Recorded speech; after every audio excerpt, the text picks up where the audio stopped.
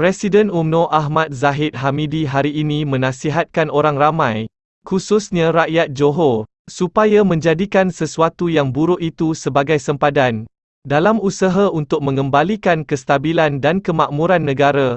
Nasihat itu dibuat 15 hari setelah Mahkamah Tinggi Kuala Lumpur memerintahkannya membela diri atas 47 pertuduhan pecah amanah (CBT), rasuah dan pengubahan wang haram melibatkan puluhan juta ringgit milik Yayasan Akal Budi (YAB).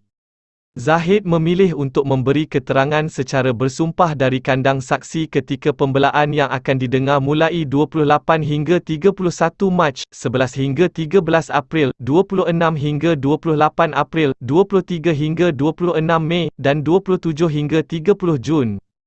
Menurut ahli Parlimen Bagan Datuk itu, kestabilan berlaku apabila negara ditadbir oleh sebuah gabungan politik yang mutlak dan dominan seperti yang pernah dinikmati sebelum peristiwa hitam 9 Mei 2018 melanda.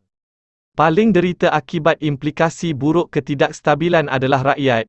Justeru rakyatlah paling berhak diberi kuasa untuk mengembalikan dan menentukan kestabilan negara mengikut lunas yang sah. Mengembalikan kestabilan harus bersandarkan pengajaran lalu kerana pengalaman sepatutnya mendewasakan insan.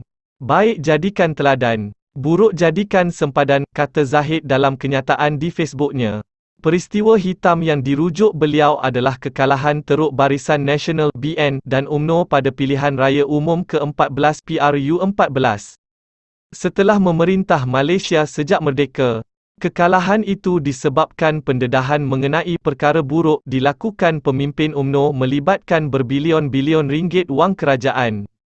Perkara buruk dilakukan itu kemudian terdedah kepada rakyat menerusi kes perbicaraan beberapa pemimpin tertinggi UMNO, termasuk bekas Perdana Menteri Najib Razak yang telah dijatuhi hukuman bersalah oleh Mahkamah Tinggi Kuala Lumpur, serta Zahid sendiri.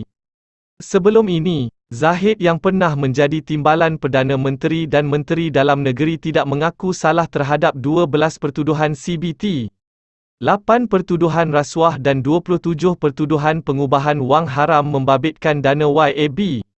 Hakim Mahkamah Tinggi Colin Lawrence sekurah memerintahkan Zahid membela diri setelah mendapati pihak pendakwaan berjaya membuktikan wujud prima facie dalam kes itu.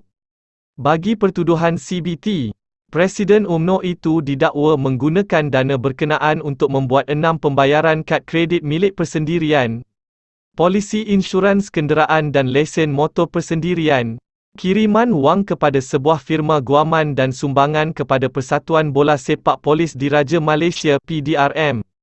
Bekas timbalan Perdana Menteri 33 bulan itu dituduh melakukan perbuatan berkenaan di Affin Bank Berhad, cawangan Jalan Bunus, off Jalan Masjid India di sini, antara 13 Januari 2014 dan 23 Disember 2016.